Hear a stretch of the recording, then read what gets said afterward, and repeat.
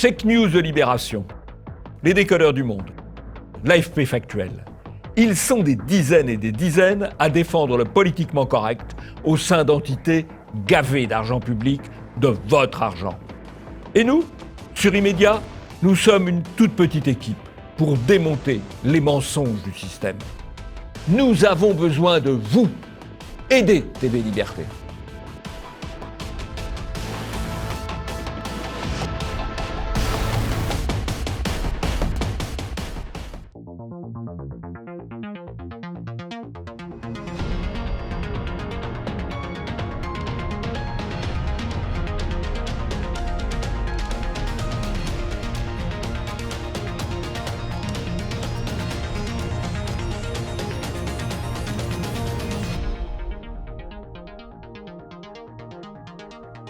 Bonjour à tous et bienvenue dans ce nouvel Immédiat. Bonjour Jean-Yves. Bonjour Nicolas.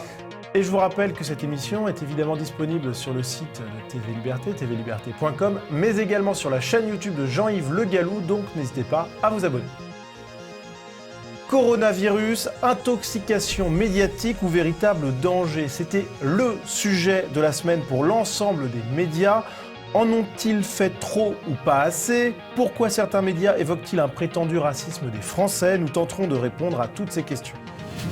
Disparition de 4 bénévoles de SOS Chrétien d'Orient. Une affaire Mila qui n'en finit pas de faire des vagues, notamment à cause du silence de certains médias et des déclarations hallucinantes de Nicole Belloubet. L'actualité médiatique de la semaine aura de nouveau été chargée. Salvini, les médias en pleine commedia dell'arte. Bien qu'il ait énormément augmenté le score de la coalition de droite dans la région Émilie-Romagne, les médias français tirent à boulet rouge contre Salvini, évoquant même une traversée du désert. Dans ce média, vous verrez pourquoi ces médias se trompent, comme d'habitude.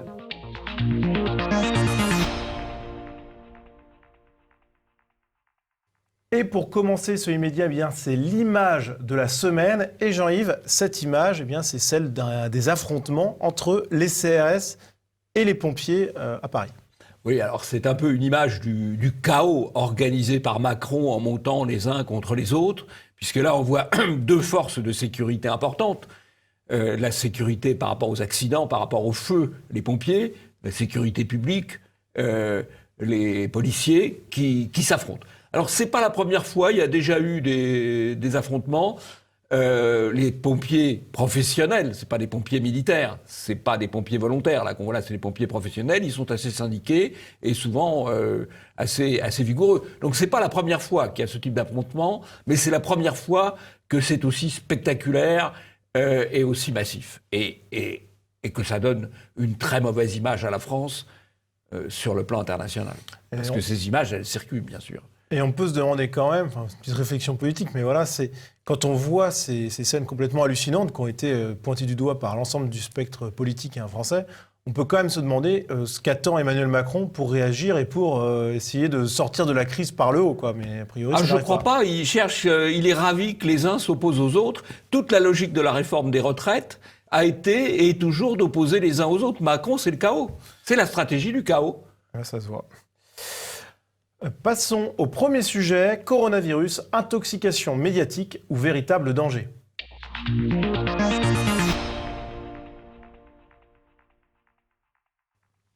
Tous les médias en ont fait leur une, la presse écrite, la radio, Internet. Tout le monde a évoqué en boucle cette épidémie de coronavirus et les journaux télévisés n'ont évidemment pas été en reste.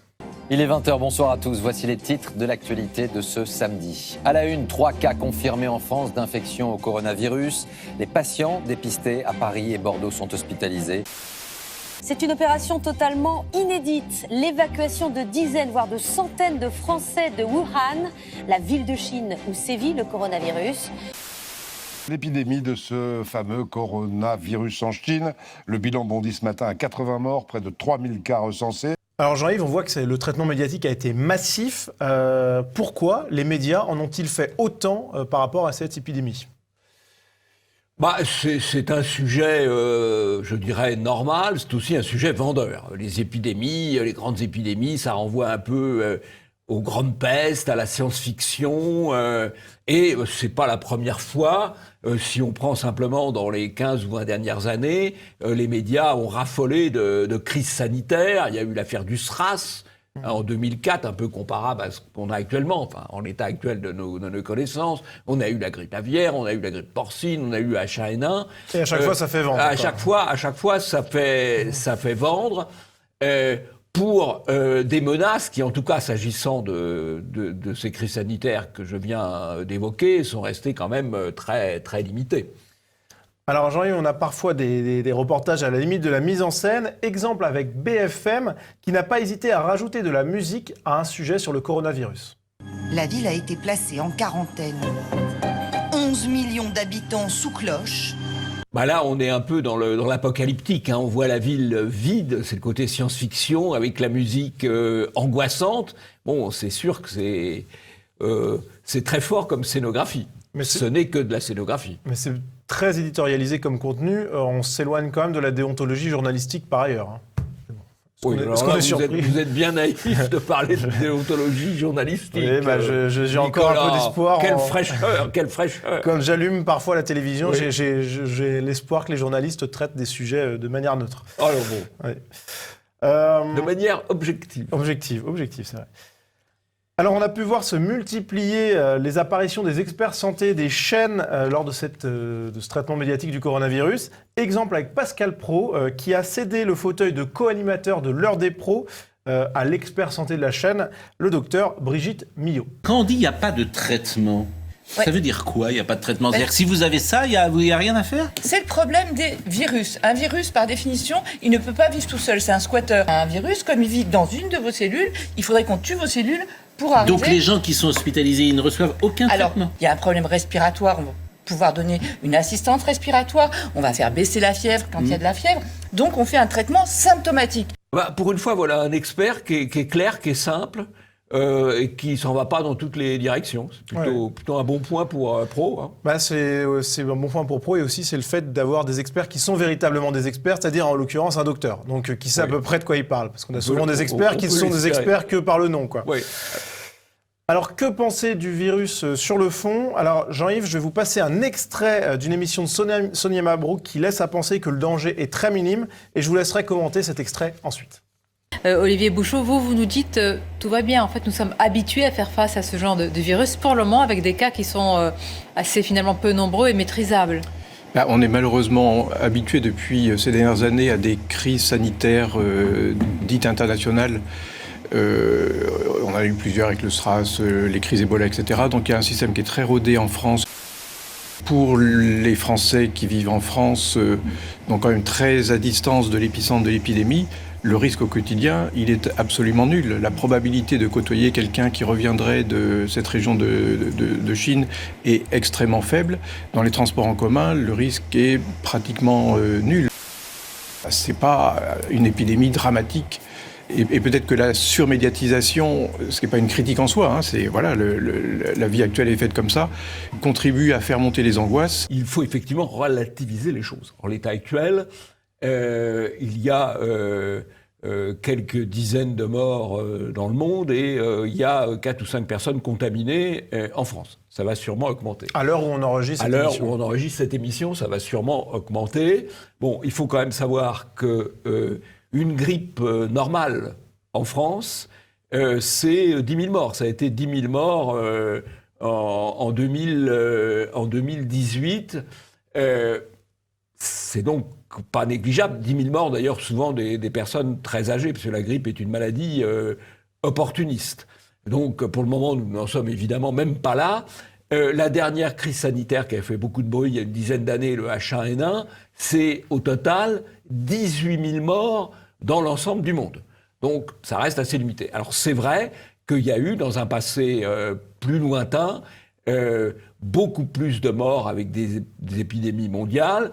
Je pense à la grippe de Hong Kong, qui avait fait plus d'1 million de morts en 1967-68.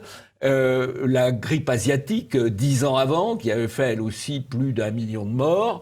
Et bien sûr, il y a encore dans les mémoires collectives, même si c'est très lointain, la grippe espagnole au moment de la fin de la guerre de 14, qui, elle, avait fait au moins 30 millions de morts.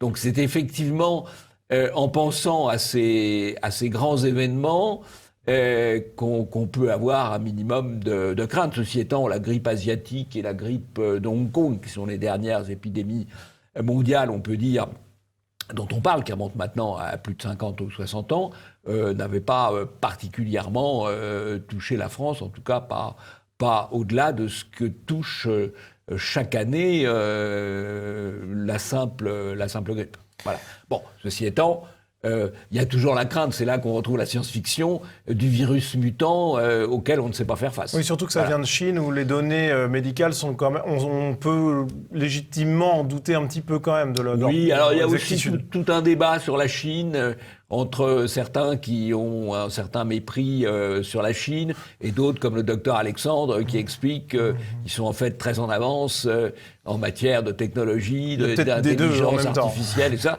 Les deux ne sont pas incompatibles. Oui. C'est un pays de plus d'1 milliard d'habitants. Les deux ne sont pas incompatibles, bien sûr. Et tout comme le traitement médiatique est à la fois anxiogène pour vendre du papier, par exemple BFM qui met des musiques angoissantes comme on l'a vu, et en même temps, on donne la parole à des experts rassurants pour faire retomber les tensions aussi. En fait, il faut vendre du papier sans affoler la population. C'est un peu ça l'équation, quoi. Oui. Alors, il y a un angle médiatique qui prend de plus en plus d'ampleur quant au coronavirus ces derniers jours. Tout simplement, les Français seraient racistes, à commencer par les journalistes du Courrier Picard. La une du 26 janvier de ce journal local a fait parler d'elle nationalement. La une était titrée « Alerte jaune », donc une référence au virus, et aussi donc le jaune, la couleur traditionnellement associée aux Asiatiques. Alors sur les réseaux sociaux, plusieurs journalistes se sont émus de cette une considérée comme raciste. Évidemment, devant la levée de bouclier politiquement correcte, le Courrier Picard s'est excusé. Donc Jean-Yves, on voit que humour et épidémie ne font pas bon ménage. Non, il faut toujours être très prudent. Alors c'est vrai que ça renvoie un peu l'alerte jaune, renvoie au péril jaune, qui était une formule qui remonte très loin et qui remonte à la fin du 19e ou au début du 20e siècle, au moment d'ailleurs où, sur le plan géopolitique, s'est produit le grand basculement quand le Japon a vaincu la Russie dans une série de batailles terrestres et navales, et où il y avait la crainte, effectivement, des Asiatiques de plus en plus nombreux à l'époque. Alors, les journalistes du Courrier Picard ne sont pas les seuls racistes pour les médias. Tous les Français... Tout le monde, il est raciste. Oui, tous les Français sont concernés. C'est en tout cas ce que nous expliquent quelques Asiatiques, complaisamment relayés par de nombreux médias, et en l'occurrence ici, BFM. En sortant de la salle de sport dimanche à Paris, ce jeune homme asiatique est pris à partie par un groupe d'adolescents. Un mec commence à faire agir. Il y a le coronavirus qui arrive en nous désignant, quoi, sans nous regarder, mais en regardant ses potes. Et je vois, ils sont 7-8, ils sont en train de rigoler comme pas possible, mais genre, le truc c'est pas drôle du tout. Et ce jeune homme est loin d'être un cas isolé. Depuis l'apparition du coronavirus, les témoignages comme le sien se multiplient. Ce qui me fait le plus peur, je pense que c'est vraiment que des personnes en fassent un prétexte pour déverser leur haine et leur racisme. Pour lutter contre ces réactions, une jeune femme anonyme a lancé sur Internet le hashtag « Je ne suis pas un virus ». Alors évidemment, Combini n'a pas pu résister et a publié également une interview avec une journaliste asiatique sur ce sujet du racisme anti-asiatique. C'est pas parce que j'ai une tête d'asiatique que je suis reliée au coronavirus. C'est terrible de devoir rétablir des choses aussi simples et basiques.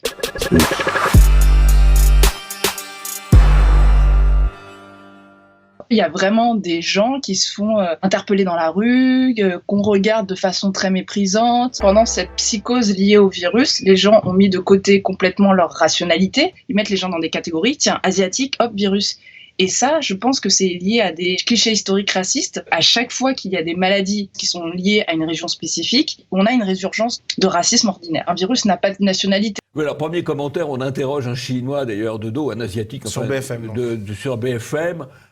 Qui raconte le fait qu'il a été alpagué par 7 ou 8 jeunes qui ont blagué. Même pas, il a entendu une blague sur lui. Une blague, c'est pas quand même un drame absolu, quoi. Et donc on fait vraiment d'un micro événement, un sujet de reportage.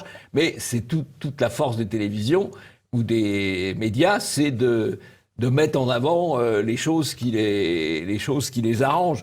Bon, quant à la journaliste de Combini qui nous fait la petite leçon... Interrogée par Combini, qui nous fait la petite leçon sur le racisme, c'est une journaliste spécialisée dans le décodage ou le fact-checking sur France Inter, donc c'est pas non plus la garantie d'une grande neutralité.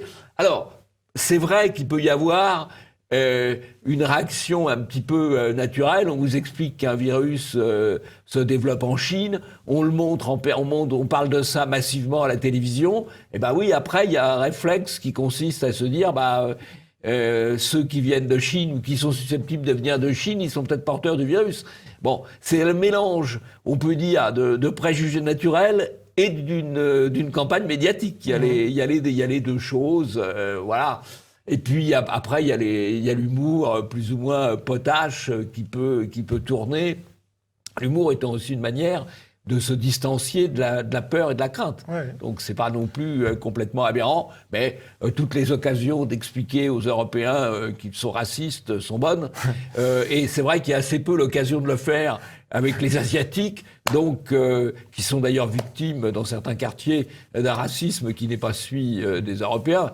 Je pense le racisme dont les Asiatiques sont victimes dans les quartiers de Paris, que ce soit dans le 13e ou dans le nord de Paris, il vient pas spécialement des Européens. Mais là, donc, on peut en remettre une petite couche. Faut pas que les médias s'en privent, ce serait dommage.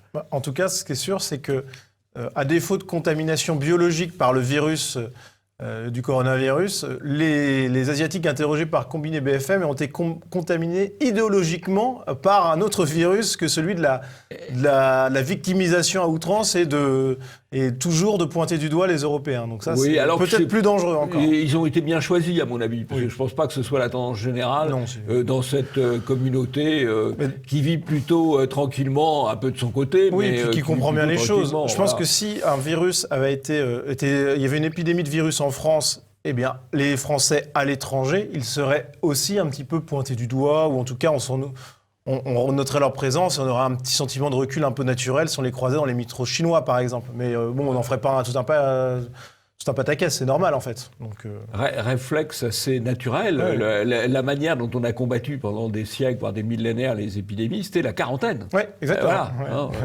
C'est de l'intolérance, la quarantaine, finalement, peut-être.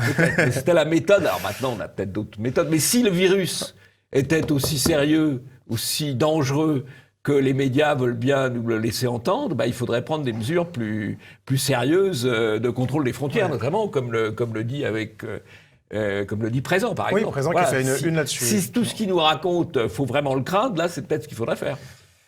Alors, en tout cas, il y en a qui ne sont pas en quarantaine. Ce sont les experts invités par les médias. Et une séquence médiatique a fait bondir de nombreux internautes et observateurs. C'était le 25 janvier sur LCI. Jérôme Jaffray, politologue qui est régulièrement invité sur LCI, décidait d'analyser l'épidémie de coronavirus avec un angle étonnant. Nous ne parlerons plus sur les médias que de cette affaire. Les retraites, oubliées, là, les 3 jours de mobilisation de la semaine prochaine, c'est plus le sujet. C'est quand même un moment où le gouvernement peut reprendre pied. D'abord, c'est un moment de mobilisation collective. Renaud Pilas s'inquiète des hôpitaux. Au contraire, c'est pas le moment d'aller mettre en avant des revendications, des problèmes, etc. C'est pas le moment. Vous avez raison. Deuxièmement, les retraites et le débat des retraites perdent de sa force, évidemment. Donc, à quelque chose, malheur est bon. Merci pour ce mot de la fin, Jérôme Jaffray, Olivier Duhamel. Alors Jean-Yves, est-ce que cet expert, malgré lui, il ne soulève pas un point assez important ? Il évoque tout simplement la diversion politique. Les médias en parlent parce que c'est un sujet qui fait vendre et les gens du pouvoir doivent se frotter les mains en disant pendant qu'on parle de ça... Avec une solution hydroalcoolique pour éviter les... oui, bravo, avec une solution hydroalcoolique, effectivement, en disant tant qu'on parle de ça, on ne parle pas du chaos des retraites, par exemple. Donc les médias pourraient même complaisamment, certains journalistes, en parler plus pour détourner un petit peu l'attention ou... Je ne pense pas qu'on les décourage d'en parler, en tout cas. Voilà, parce qu'il y a un intérêt commercial et il y a un intérêt politique. Donc pourquoi se priver ? Donc on va dire ça comme ça. Passons à la revue de presse.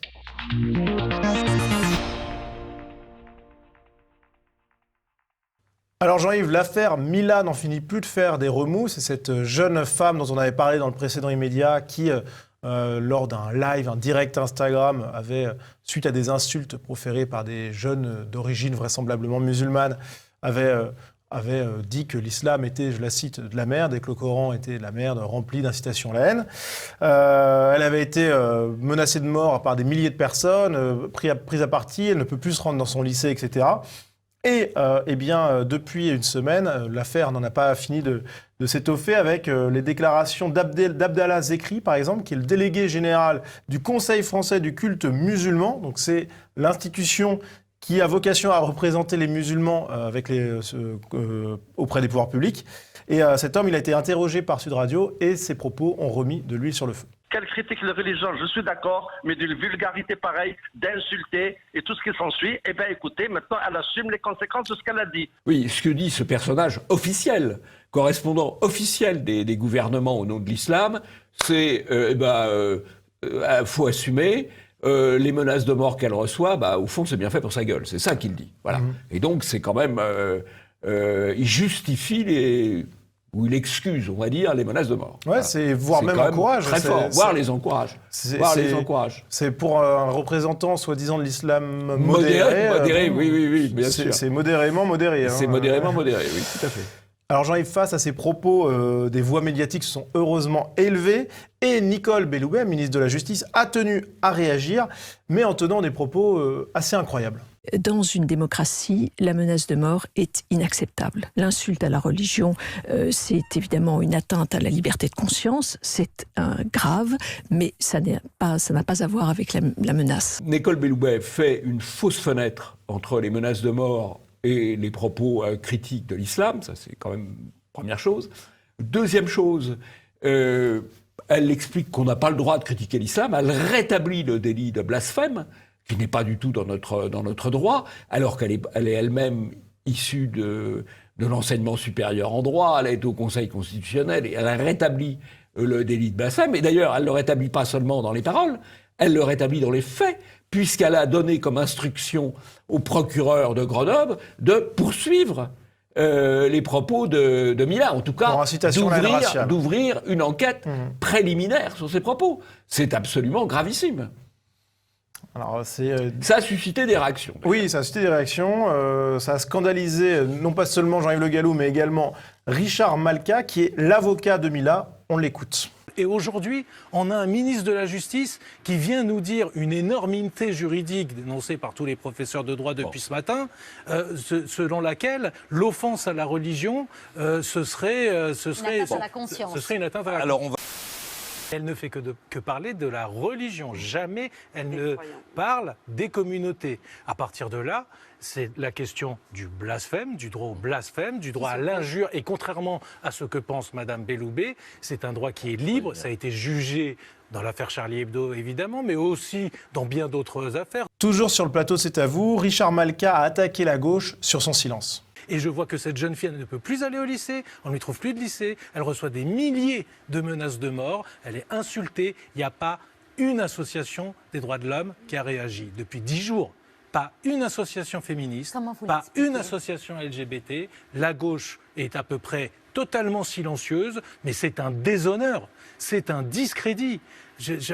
Comment on peut accepter ça? C'est insupportable. Alors, ce qui est intéressant dans cette vidéo, c'est non seulement le contenu, mais aussi, il faut regarder, il faut décrypter l'attitude de Patrick Cohen, qui se sent gêné, qui se sent visé sans doute, parce que c'est vrai que c'est un journaliste très, très militant, et il n'est pas très à l'aise. Non, ils sont pas à l'aise. Alors que Richard Malka est un avocat, tout ce qu'il y a de politiquement correct par ailleurs, qui donc est invité, et qui lui peut se permettre de critiquer d'ailleurs le silence de la gauche sur cette affaire, parce qu'il est invité, et les autres, comme ils ne sont pas invités, on ne peut pas les entendre. Mais c'est assez amusant de voir la gêne sur le plateau, la gêne médiatique, et une gêne qui d'ailleurs qui a été analysée notamment par Arrêt sur Image, qui a publié un article. Les médias ne sont pas tous intéressés par l'affaire Mila, dans lequel le journaliste écrit l'affaire Mila, après donc son exhumation par le site Bellica, a fait rapidement le tour du monde médiatique, enfin presque. Les Inrocks, Mediapart et Télérama ne l'ont pas du tout évoqué, Le Monde à peine, tandis que Libé s'est contenté d'un article de Check News. Et Jean-Yves, ce qui est intéressant, c'est la justification de la rédactrice en chef des Inrocks sur ce silence, qui déclare à l'AFP, au Arrêt sur Image, on s'est vraiment recentré sur la culture il y a un peu plus d'un an. Il y a beaucoup moins de papier sur des thématiques sociétales ou politiques. Quand on connaît les Inrocks, c'est une explication qui fait doucement rire. Oui. Enfin, c'est la suite quand même du putsch qui a suivi l'affaire du LOL qu'il y a eu ce changement. Ce qui est intéressant... Alors, aussi, juste pour nos auditeurs, la Ligue du LOL, c'était donc des journalistes de plusieurs médias qui avaient soi-disant harcelé des collègues féminines et qui du coup s'étaient retrouvés virés de leurs médias respectifs. Absolument. Et les Inrocks... C'est une épuration en quelque sorte au sein de la gauche, où des féministes de gauche ont épuré des hommes de gauche aussi. Voilà, une sorte de guerre civile interne et de guerre des sexes interne à la presse de gauche. Ce qui est intéressant aussi de souligner dans l'affaire, c'est que l'affaire Mila est sortie beaucoup à travers le site Bellica, qui est le site de Solveig Mineo, qui est un site, on peut dire, féministe identitaire, là. Voilà. Si on peut qualifier les choses. Et c'est ce site-là qui a sorti l'affaire, qui est ensuite devenue une affaire médiatique et judiciaire. Alors, médiatique pas pour tout le monde, effectivement, mais malgré tout, quand même, même avec beaucoup de gêne et beaucoup de silence, finalement, cette affaire, elle est sortie. Et je pense aussi beaucoup grâce aux réseaux sociaux. C'est ça qu'il faut avoir en tête, c'est qu'on peut contourner la censure grâce aux réseaux sociaux. Oui, c'est plutôt une bonne nouvelle. Relayer. Alors, autre sujet dans cette revue de presse, Jean-Yves, France Culture, qui est en extase devant un extra-européen vivant dans une cité dans la région parisienne et qui est célèbre pour avoir fait du cheval dans sa ville. Cheval qu'il montait avec son casque de scooter ou de moto. Sauf que, Jean-Yves, l'histoire n'est pas aussi belle que ça. On n'a pas de chance. Vraiment, ils n'ont pas de chance. Ils nous sortent un gentil migrant venu d'ailleurs. Enfin, c'est pas forcément un migrant, c'est peut-être un Français d'origine extra-européenne. Bon, alors un Français d'origine européenne, je ne sais pas. Donc, il nous présente comme gentil, qui fait du cheval dans le 93, etc. Malheureusement, peu de temps après, on découvre que le cheval est à moitié à l'abandon, mal nourri, qu'il lui manque 50 kilos. Et il faut que ce soit une association de défense de l'animal qui le récupère. Vraiment, pas de chance. Bon, encore loupé pour cette fois, mais promis, un jour, ils en trouveront un qui n'aura pas de casserole. Je pense quand même c'est assez désespérant, cette affaire. Alors, Télérama qui poursuit dans son délire militant, Jean-Yves, avec ce tweet « Les propos racistes et antisémites en forte augmentation et Zemmour est toujours sur CNews ». Alors là, on a un très beau point Godwin, parce qu'on assimile Zemmour, dont chacun sait qu'il est juif d'origine, à la croix gammée. Ça, faut quand même le faire. Très beau point Godwin. Alors, dans toute cette affaire, il y a aussi une malhonnêteté statistique. Qui consiste à mettre sur le même plan les menaces, qui sont quand même généralement verbales, et les actes. Et quand on regarde les menaces et les actes, on voit, s'agissant des actes, ce qui est quand même le plus grave, qu'il y a très très peu d'actes anti-musulmans, un petit peu plus d'actes antisémites, et beaucoup plus d'actes anti-chrétiens.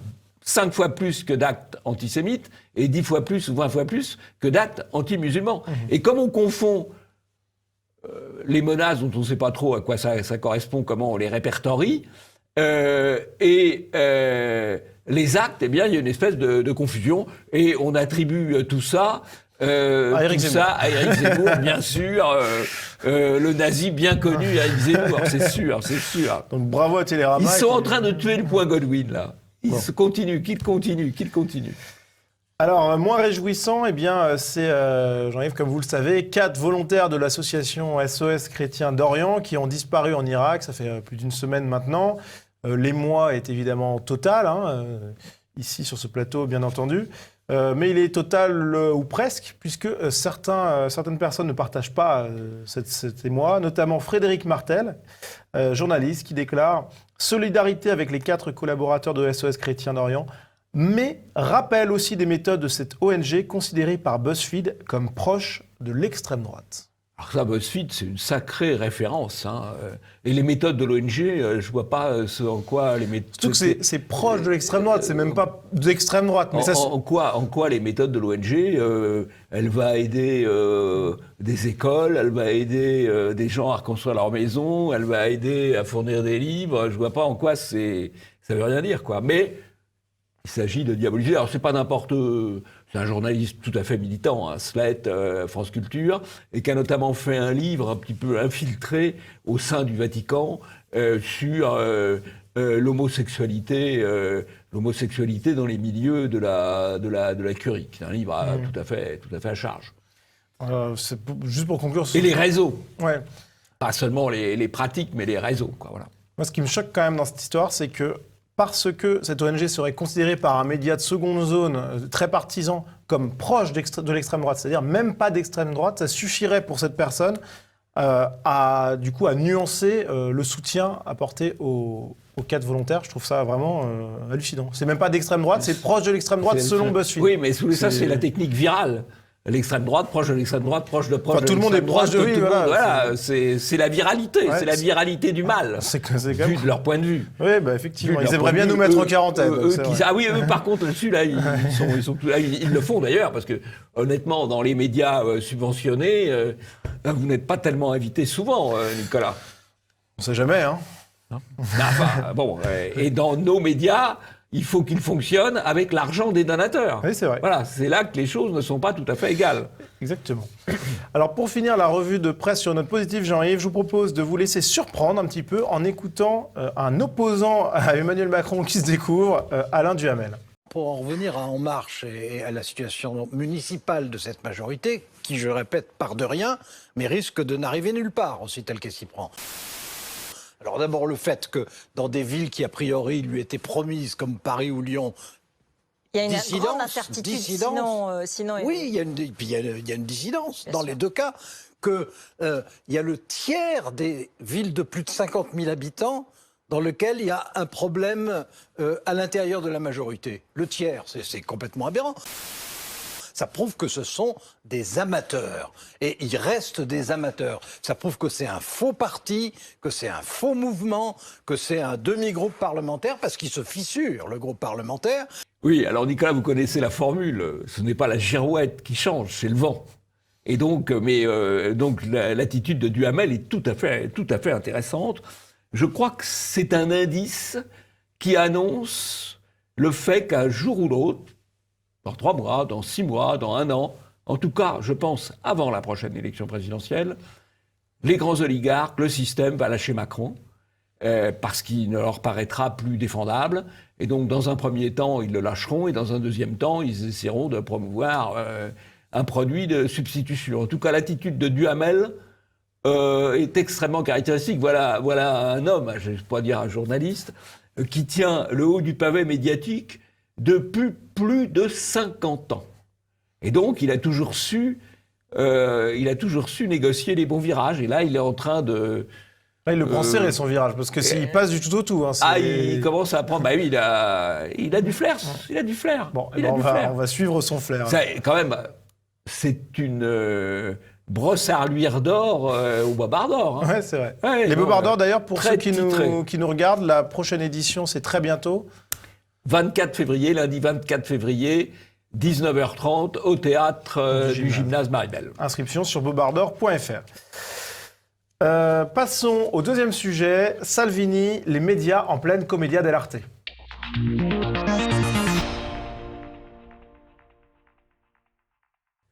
En Italie, d'importantes élections régionales ont eu lieu, en Émilie-Romagne et en Calabre. Matteo Salvini en avait fait un symbole de sa montée en puissance. Si la coalition comprenant la Lega a bien triomphé en Calabre, elle a manqué la victoire en Émilie-Romagne, région historique de la gauche. Et les médias n'ont pas manqué d'attaquer frontalement Salvini, à commencer par Le Monde qui évoque en une sa défaite. Et dans son article dédié à cette élection, Le Monde ne fait pas dans la dentelle, avec un titre « L'extrême droite de Matteo Salvini est battue aux élections régionales ».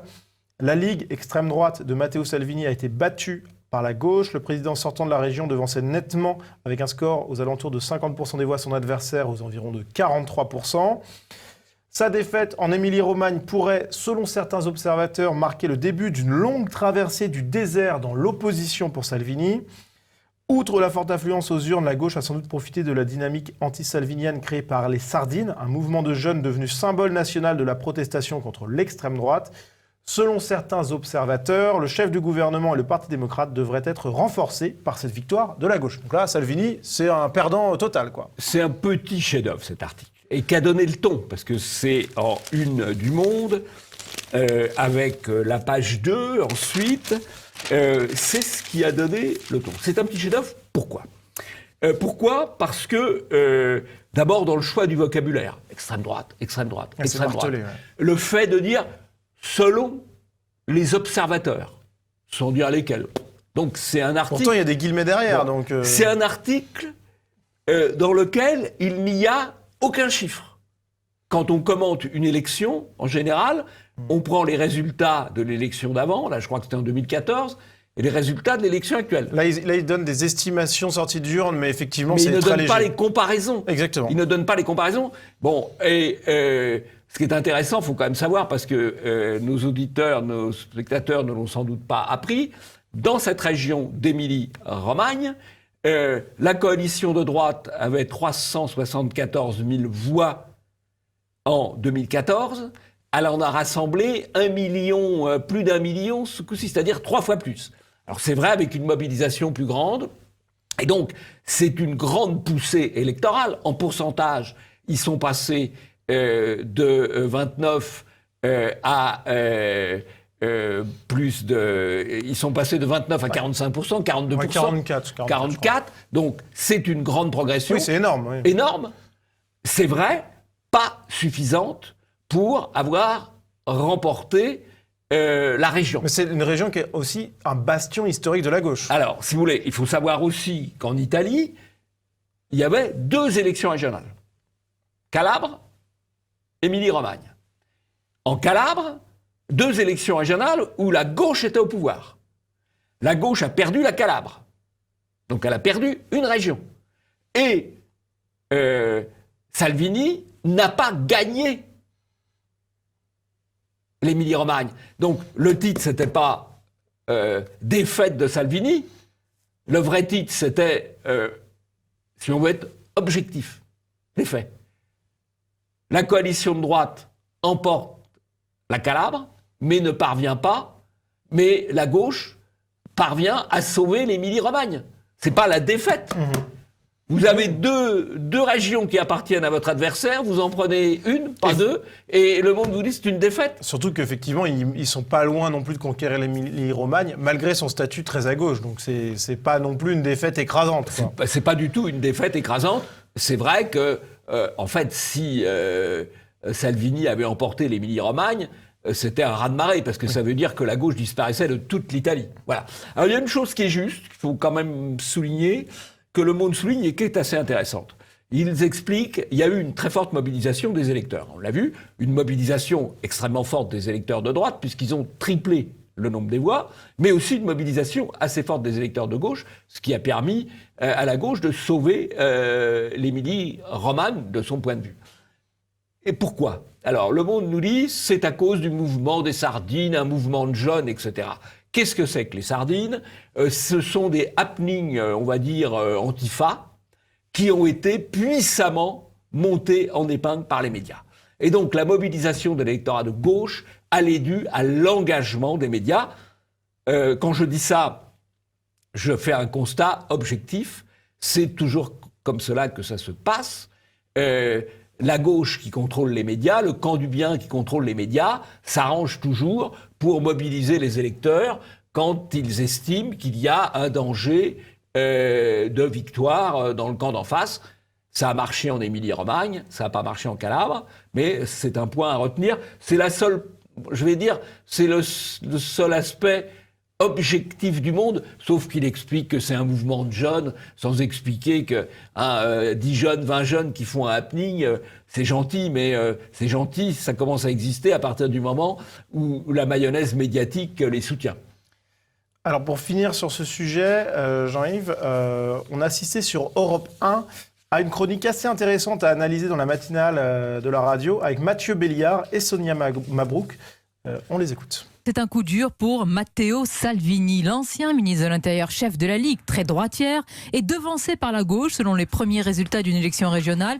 Élection qui a valeur de test national pour le leader souverainiste italien. Bonjour Vincent Hervouette. Bonjour. Matteo Salvini s'est pris une déculottée en Émilie-Romagne, mais l'extrême droite se console en remportant la Calabre. Alors on sent du côté de Sonia Mabrouk la volonté d'être un peu plus respectueuse des faits, notamment d'éviter d'employer le vocabulaire diabolisant d'extrême droite. Elle parle de très droitière ou de souverainisme, bon, elle évite... par contre, Mathieu Béliard, lui, utilise le terme déculotté, ce qui est quand même absolument incroyable. Ouais. Quand vous avez 29% à l'élection d'avant, vous en avez 43 à cette élection, vous pouvez dire 43, c'est pas 50, ça c'est vrai, c'est pas une déculottée. Enfin, c'est hallucinant, quoi. Et c'est marrant parce qu'en fait, Sonia Mabrouk, face à Mathieu Béliard, Mathieu Béliard, on a le camp du politiquement correct pur, qui voit en Salvini un diable, en gros. Et Sonia Mabrouk, on sent en fait qu'elle doit être plutôt du côté de Matteo Salvini, mais du coup, elle cisèle ses mots pour pas se faire avoir par la patrouille. Il faut attention, hein, la patrouille, elle est là. Hein. Oui. Mais c'est assez intéressant à analyser. Ça rigole pas. Hein. Alors, ce qui est amusant, eh bien, c'est que l'analyse de Vincent Hervouette qui suit, à qui on donne la parole, eh bien, elle est plutôt honnête. Quelques extraits choisis. Des bobos de Bologne qui mobilisent la jeunesse, les progressistes, les sardines des facs et des réseaux sociaux, toutes serrées pour faire barrage aux requins et aux raz-de-marée populistes. L'Émilie-Romagne, c'est le donjon de la gauche, sa vitrine, c'est plus que ça même, c'est son laboratoire. C'est là que le Parti communiste a abjuré la dictature du prolétariat, c'est là que Beppe Grillo a lancé Mouvement 5 étoiles. La Ligue contrôle la plupart des régions italiennes, hein, c'est pas ça qui est très important. Mais ça fait 6 mois que Matteo Salvini, Vincent, échoue à provoquer des élections anticipées. D'ailleurs, des élections qu'il gagnerait selon les sondages. La Ligue reste le premier parti d'Italie, mais la participation massive des urbains et des jeunes assure la pérennité du système. Un commentaire, Jean-Yves, là-dessus ? Non, pas de commentaire, parce que c'était une très bonne analyse électorale, assez fine, de la réalité. Donc ça prouve qu'on peut aussi quand même entendre des choses justes sur certains médias dominants. Là, c'est précis, c'est historique, c'est factuel. C'est historique aussi d'avoir une bonne chronique sur Salvini dans les médias par les temps qui courent, c'est quand même assez rare. Ah oui, tout à fait. Alors, c'est bientôt la fin de cette émission. Jean-Yves, je crois que vous n'avez pas un coup de chapeau aujourd'hui, mais un hommage. Je voudrais évoquer la mémoire et rendre hommage à une grande figure de la droite nationale, Roger Hollande, qui est mort cette nuit, à 91 ans, et qui a eu une carrière guerrière et militante extrêmement longue, puisqu'il commence en 1944 à 15 ans lors des batailles de la Libération, qu'il est engagé volontaire en Indochine, puis en Algérie, où il voit le feu de près, comme il l'avait dit quelques années plus tard, quand il était député du Front National, de 86 à 88 à des opposants de gauche. Taisez-vous, vous n'avez vu siffler que des balles de tennis. Lui n'avait pas vu siffler que des balles de tennis. Il a eu ensuite tout un engagement. D'abord, grand reporter, c'est un grand reporter, c'est-à-dire quelqu'un qui allait sur le terrain, qui racontait pas des histoires, qui allait voir en Afrique et ailleurs ce qui se passait, avec beaucoup de talent de plume. Ça a été un essayiste, et puis un combattant politique de la droite nationale, tout au long de sa vie. Voilà. Roger Hollande a rejoint la Grande Armée des Ombres. C'est la fin de cette émission. Merci à vous de l'avoir suivi. Et Jean-Yves, on se retrouve la semaine prochaine. À la semaine prochaine.